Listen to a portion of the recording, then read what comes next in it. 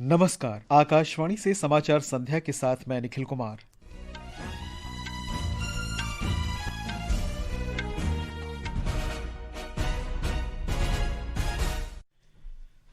बिहार विधानसभा चुनावों में सत्तारूढ़ राष्ट्रीय जनतांत्रिक गठबंधन ने प्रचंड जीत दर्ज की। अब तक आए 217 परिणामों में से 183 सीटें हासिल की। राष्ट्रीय जनता दल के नेतृत्व वाला महागठबंधन राज्य के सभी क्षेत्रों में पीछे।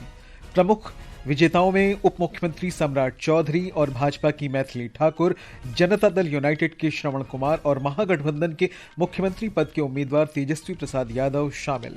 प्रधानमंत्री नरेंद्र मोदी ने बिहार में जीत को सुशासन, विकास, सामाजिक न्याय और लोक कल्याण की जीत बताया।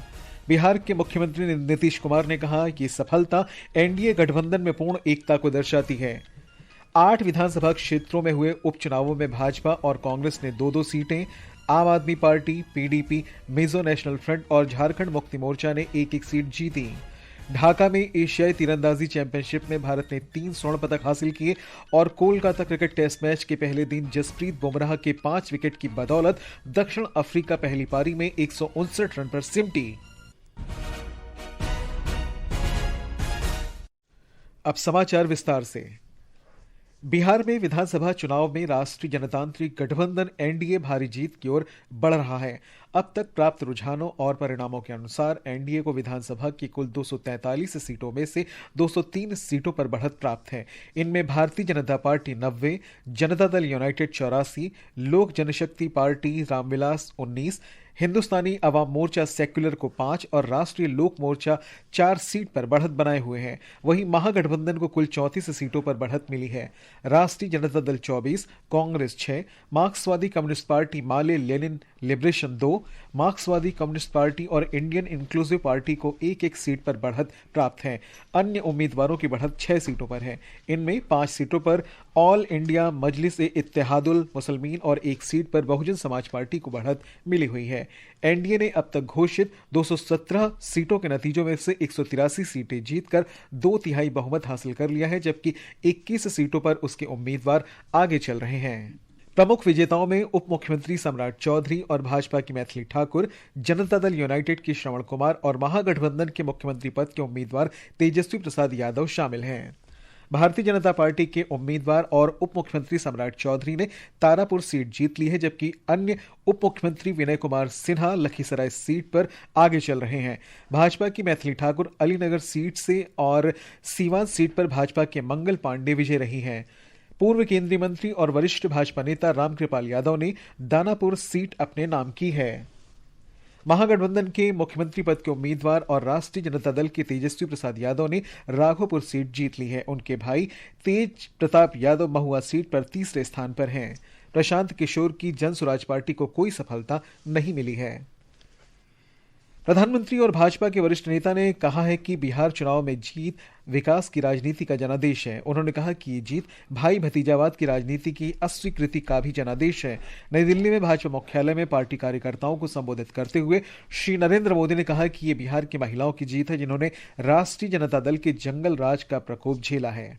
बिहार में कुछ दलों ने तुष्टीकरण वाला MY माय फॉर्मूला बनाया था, पर आज की इस जीत ने एक नया सकारात्मक MY माय फॉर्मूला दिया है, और ये है महिला और यूथ। आज बिहार देश के उन राज्यों में है जहां सबसे ज्यादा युवाओं की संख्या है, और इसमें हर धर्म, हर जाति के युवा है। उनकी इच्छा, उनकी आकांक्षा और उनके सपनों ने जंगल राज वालों के पुराने सांप्रदायिक माय फॉर्मूले को पूरी तरह ध्वस्त कर दिया है।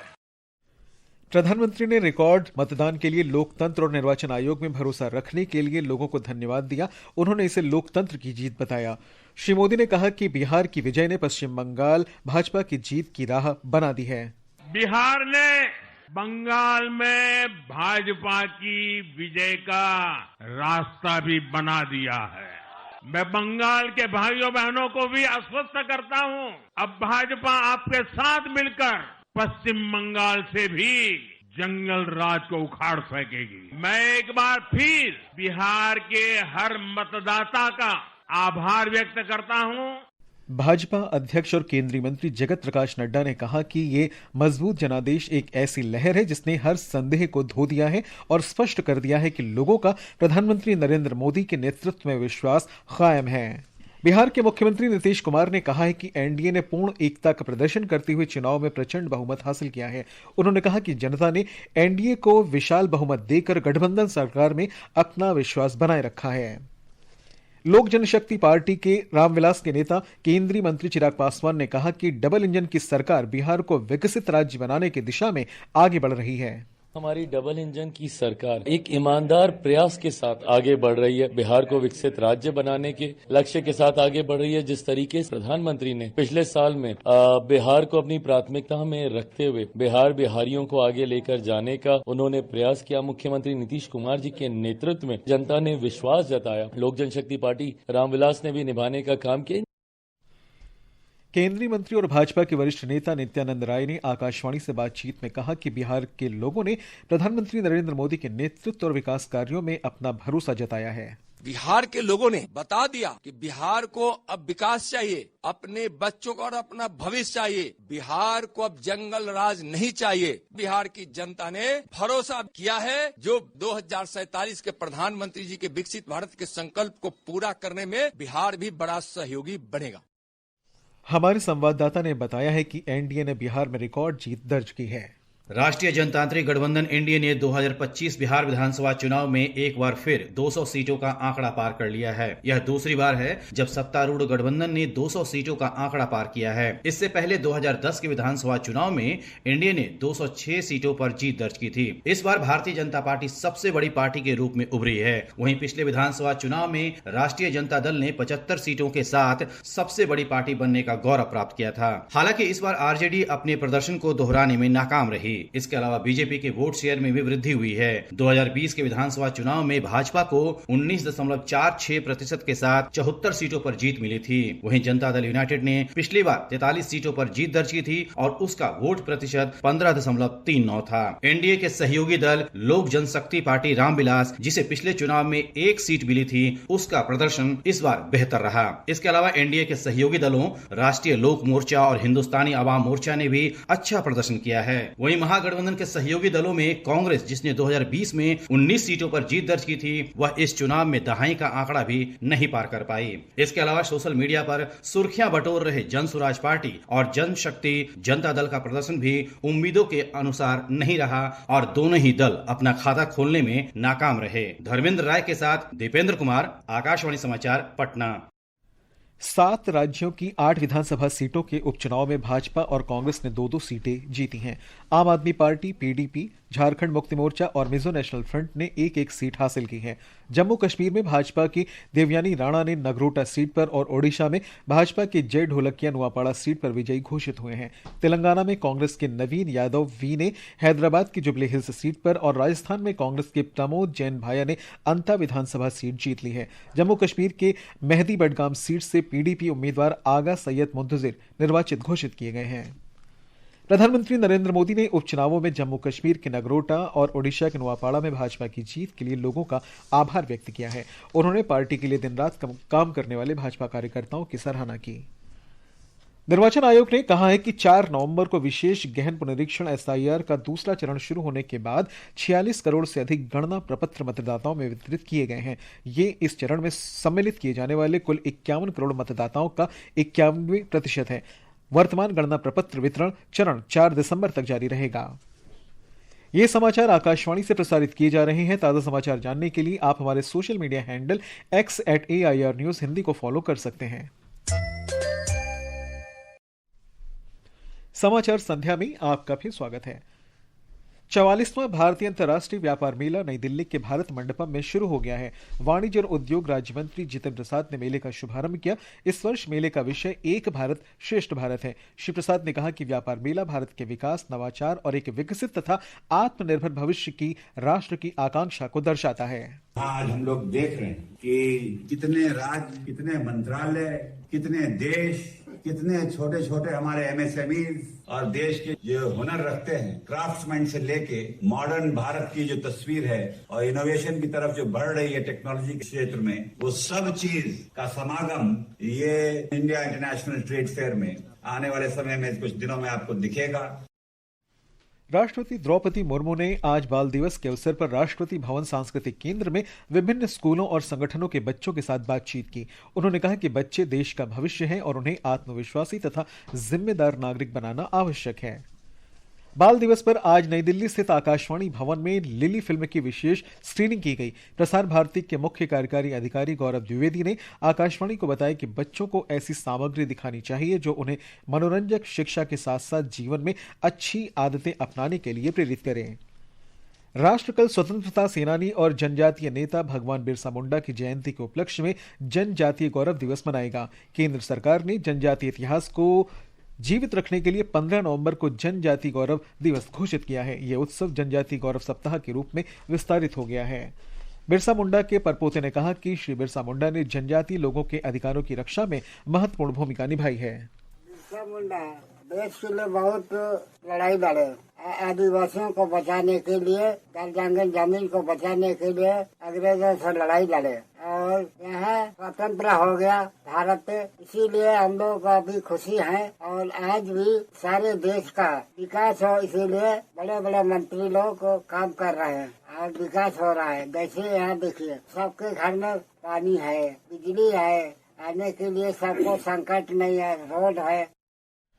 प्रधानमंत्री नरेंद्र मोदी बुधवार को पीएम किसान योजना की 21वीं किस्त जारी करेंगे। इस योजना के अंतर्गत देश भर के 11 करोड़ से ज्यादा किसान परिवारों को 3,70,000 करोड़ रुपए से अधिक की राशि उनके खाते में भेजी जाएगी। विदेश मंत्री डॉक्टर सुब्रमण्यम जयशंकर ने कनाडा में G7 विदेश मंत्रियों की बैठक के दौरान अमेरिका, ब्रिटेन, कनाडा और यूक्रेन सहित कई देशों के विदेश मंत्रियों से मुलाकात की। उन्होंने अमेरिका के विदेश मंत्री मार्को रूबियो के साथ व्यापार तथा आपूर्ति श्रृंखलाओं पर केंद्रित द्विपक्षीय संबंधों पर भी चर्चा की। भारत ने ढाका में एशियाई तीरंदाजी चैंपियनशिप में आज 3 स्वर्ण, 1 रजत और 1 कांस्य पदक अपने नाम किए। अंकिता भगत ने महिला रिकर्व स्पर्धा में और धीरज बोम्बादेवरा ने पुरुष रिकर्व स्पर्धा में स्वर्ण पदक जीते।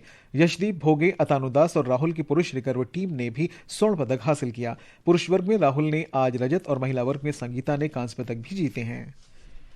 भारत ने कोलकाता में पहले क्रिकेट टेस्ट मैच के पहले दिन जसप्रीत बुमराह की शानदार गेंदबाजी की बदौलत दक्षिण अफ्रीका को मात्र 159 रन पर समेट दिया। भारत ने पहले दिन का खेल समाप्त होने तक पहली पारी में 1 विकेट पर 37 रन बनाए हैं। केएल राहुल 13 और वाशिंगटन सुंदर 6 रन बनाकर क्रीज पर थे।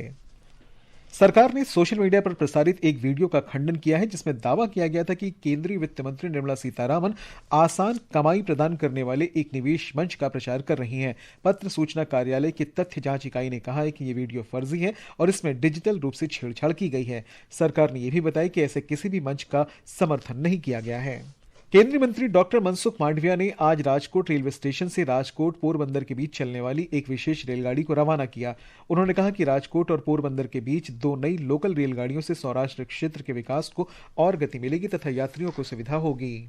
मौसम विभाग ने 16 नवंबर तक छत्तीसगढ़, मध्य प्रदेश, पूर्वी राजस्थान, झारखंड और उत्तर प्रदेश में शीतलहर की स्थिति बने रहने का अनुमान लगाया है। इस बीच राष्ट्रीय राजधानी क्षेत्र दिल्ली में वायु गुणवत्ता बेहद खराब श्रेणी में बनी हुई है। और अंत में मुख्य समाचार एक बार फिर। बिहार विधानसभा चुनावों में सत्तारूढ़ राष्ट्रीय जनतांत्रिक गठबंधन ने प्रचंड जीत दर्ज की। अब तक आए 217 परिणामों में से 183 सीटें हासिल की। राष्ट्रीय जनता दल के नेतृत्व वाला महागठबंधन राज्य के सभी क्षेत्रों में पीछे। प्रमुख विजेताओं में उप मुख्यमंत्री सम्राट चौधरी और भाजपा की मैथिली ठाकुर, जनता दल यूनाइटेड के श्रवण कुमार और महागठबंधन के मुख्यमंत्री पद के उम्मीदवार तेजस्वी प्रसाद यादव शामिल। प्रधानमंत्री नरेंद्र मोदी ने बिहार में जीत को सुशासन, विकास, सामाजिक न्याय और लोक कल्याण की जीत बताया। बिहार के मुख्यमंत्री नीतीश कुमार ने कहा, यह सफलता एनडीए गठबंधन में पूर्ण एकता को दर्शाती है। 8 विधानसभा क्षेत्रों में हुए उपचुनावों में भाजपा और कांग्रेस ने 2-2 सीटें, आम आदमी party, PDP, Mizo national front और झारखंड मुक्ति मोर्चा ने 1-1 सीट जीती। ढाका में एशियाई तीरंदाजी चैंपियनशिप में भारत ने 3 स्वर्ण पदक जीते और कोलकाता क्रिकेट टेस्ट मैच के पहले दिन जसप्रीत बुमराह के 5 विकेट की बदौलत दक्षिण अफ्रीका पहली पारी में 159 रन पर सिमटी। इसके साथ ही समाचार संध्या का ये अंक समाप्त हुआ। नमस्कार।